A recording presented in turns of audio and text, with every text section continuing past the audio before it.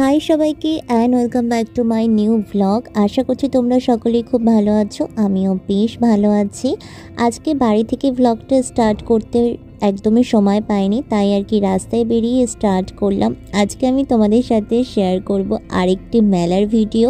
এই কদিন পরপর দেখতে পাচ্ছ তো মেলায় আমার যাওয়া লেগেই আছে, আর এটা আমার কাছে বেশ ভালোই লাগছে, কারণ আমি যেহেতু মেলা ঘুরতে অনেক বেশি ভালোবাসি, সেটা তো তোমরা জানোই। তো চলো এখন বেশি বকবক করবো না, সোজা চলে যাওয়া যাক। তোমরা কি গেস করতে পারছো আমি ঠিক কোথায় এসেছি? হয়তো ইতিমধ্যে অনেকেই এই মেলাটা ঘুরে ফেলেছো, কিন্তু আমি এখনো আসিনি, তাই আজকে চলে গিয়েছিলাম। আর বাইরে থেকেই তো দেখতে পাচ্ছ কি পরিমাণে সব দোকানপত্র বসেছে। আর এখানে একটা মজার জিনিস খেয়াল করে দেখলাম, এখানে কিন্তু বেশিরভাগ এই বাদাম ভাজা আর জিলিপির দোকানই বসেছিল, প্রচুর দোকান বসেছিল এই জিনিস দুটোর। তো এখন আমি ধীরে ধীরে ভিতরে চলে যাচ্ছি। আর দেখো, আমি কিন্তু এখনো প্রপার মেলায় ঢুকিনি, এটা কিন্তু ওই চত্বরের বাইরের অংশটাই। তো চলো এখন হেঁটে হেঁটে যাওয়া যাক। আর আমার ক্যামেরাম্যান ভিডিওটা কি সুন্দর করে করেছে, আমাকে যেন কেমন বাটুল দি গ্রেটের মতো দেখাচ্ছে। যাই হোক, ভিডিওর মধ্যেই বলে দিচ্ছি ক্যামেরাম্যান আপনি আবার রাগ ঠাক করে বসবেন না, কারণ আপনি আবার রাগ করে ফেললে আমার আবার ক্যামেরা ধরা নিয়ে অন্য ক্যামেরাম্যান খুঁজতে হবে। যাই হোক, সবই মজা করছিলাম। তারপরে এই তো ঢুকে পড়ছি এখন মেলার একদম ভিতরের দিকে। আর তোমরা এত করে নিশ্চয়ই বুঝেই গিয়েছো আমরা কোথায় এসেছি। এই গেটটা তো আমাদের সকলেরই পরিচিত এবং সকলেই বলতে গেলে চিনি, যারা মোটামুটি বারাসাতের কাছাকাছি থাকি তারা তো চিনি। হ্যাঁ, আজকে আমি চলে এসেছিলাম হলো আমডাঙ্গা মায়ের যে মানে মন্দিরের ওখানে যে মেলাটা বসেছে সেখানে। আর এই যে সোজা দেখা যাচ্ছে দুটো চক্র টাইপের ঘুরছে একটা মানে প্যান্ডেলের ভিতরে, ওইখানটা কিন্তু বড় মা ছিল, কিন্তু আমি বড় মার কোনো ক্লিপ নিইনি, কারণ হলো বড় মার ফটো তোলা বা ভিডিও করা কিন্তু নিষেধ, এটা আমি জানি। তাই জন্য আমি আর ক্লিপ কোনো নিইনি, আমি বাইরে থেকে এই সব কিছুর ভিডিওই তোমাদের জন্য তুলে নিয়ে এসেছি। আর আজকে কিন্তু আমি তোমাদেরকে পুরো এই মেলাটা ঘুরিয়ে দেখাবো।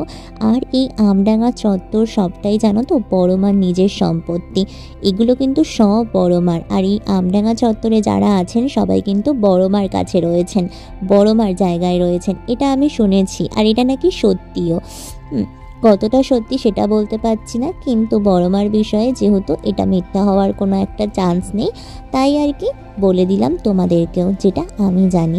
তারপরে আমি এখানে ভিডিওটা অফ করে বড় মাকে প্রণাম করে নিয়ে চলে এসেছিলাম এই দিকে। আর এই দিকে দেখো অনেক মেলায় জিনিসপত্র যা বসে সেগুলোই আর কি বসেছিল। আর আমরা যখন গিয়েছিলাম মেলাটা অনেক ফাঁকা দেখাচ্ছিল, কিন্তু বুঝতে পারছিলাম না এত কেন ফাঁকা দেখাচ্ছে মেলা। আমরা যখন গেছিলাম তখন তো অনেকটাই সন্ধ্যা হয়ে গিয়েছিল। তো এখন চলো আমরা পুরো মেলাটা ঘুরে দেখি।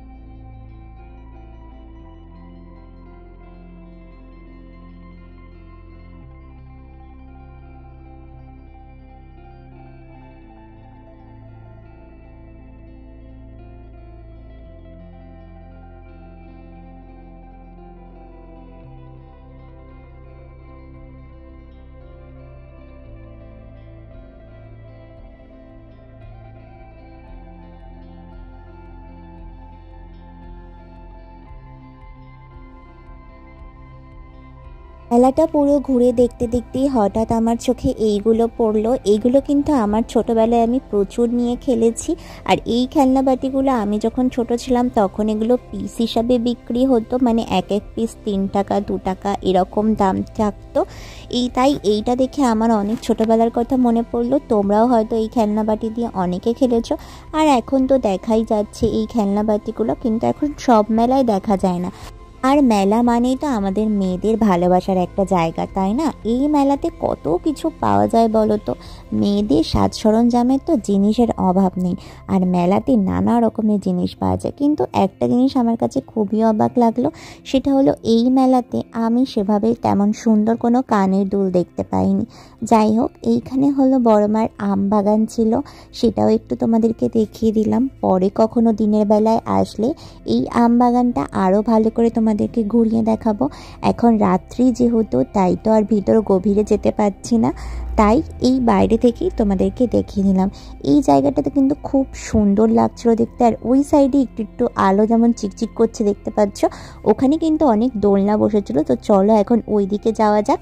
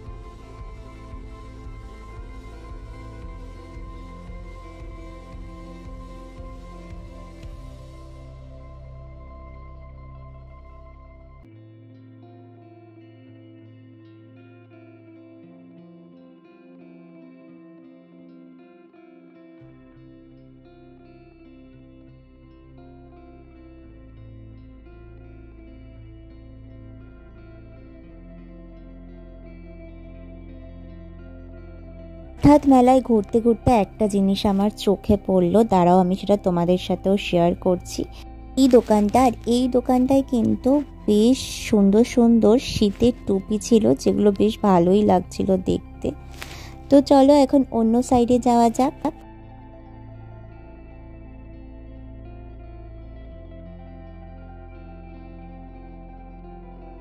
এই সাইডে ছিল ঘর সাজানোর জন্য এই আর্টিফিশিয়াল ফ্লাওয়ারের দোকান। এই ফ্লাওয়ারগুলো দিয়ে কিন্তু ঘর সাজালে সত্যি অনেক বেশি সুন্দর লাগে, আর ফুলগুলোও দেখতে অনেক বেশি ভালো লাগে। আর এই তো বাচ্চা কাচ্চার খেলনার দোকান, তারপরে বাচ্চাদের হেয়ার ব্যান্ড, যা যা আর কি থাকে, যা যা আর কি প্রতিটা মেলায় দেখা যায় সেটাই। এই মেলায় ভিডিওটা করার মানে হলো একটাই, আমার নিজেরও একটু ঘোরা হয়ে গেল, আর তার সাথে সাথে তোমাদেরকেও আমি জানিয়ে দিতে পারলাম এই পৌষ মাসে কোথায় কোথায় কি কি মেলা চলছে। আর প্রতিটি মেলার সুন্দর একটা দৃশ্য হলো এই দোলনার সাইডটা। এখন প্রতিটা মেলাতেই দোলনার জায়গাগুলো এমন সুন্দর আলো দিয়ে সাজায়, যেটা দেখলে একদম মন প্রাণ দুটোই ভরে যায়।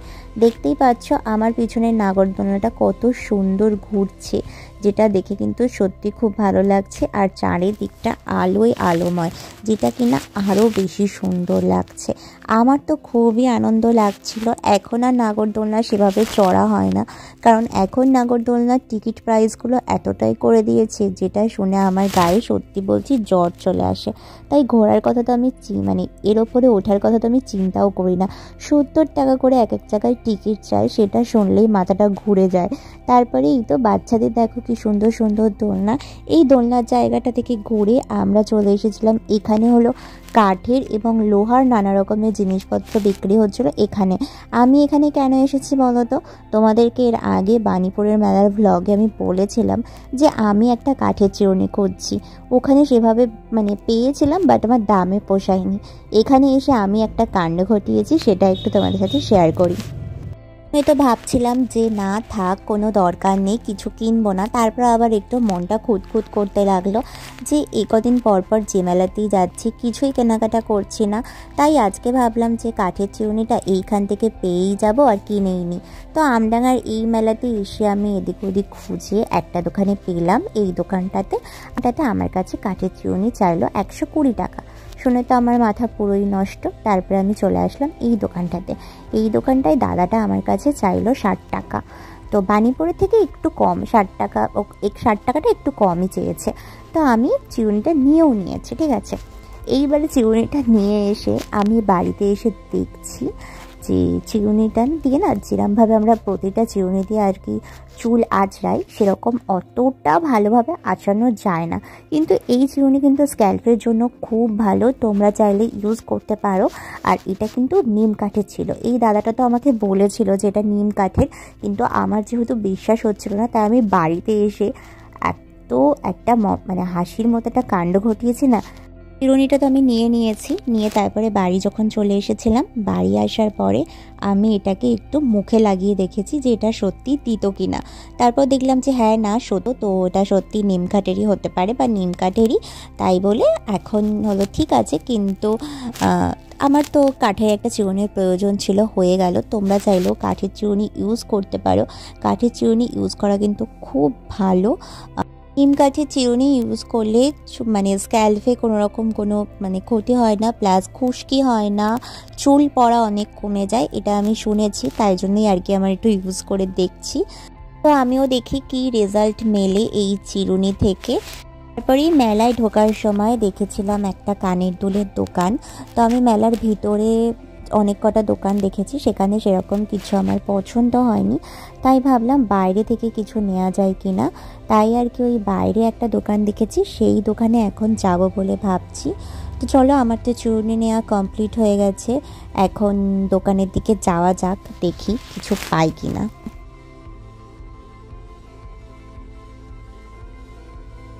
তাদেরকে আরেকটা কথা তো জানানোই হয়নি, আমার আগে কোনো ফেসবুক পেজ ছিল না, আমি নতুন একটা পেজ ওপেন করেছি। সেটা হলো সবে একদিন হয়েছে, 1-2 দিনের মতো হয়তো হয়েছে। তোমরা চাইলে আমাকে ফেসবুক পেজে ফলো করতে পারো। তো আমার ফেসবুক পেজের লিঙ্ক আমি আমার ডেসক্রিপশানে মানে ভিডিওর ডেসক্রিপশানে দিয়ে দেব। তোমরা চাইলে অবশ্যই আমাকে ওখান থেকে ফলো করতে পারো। তো চলো এখন হলো বাইরের দিকে যাওয়া যাক।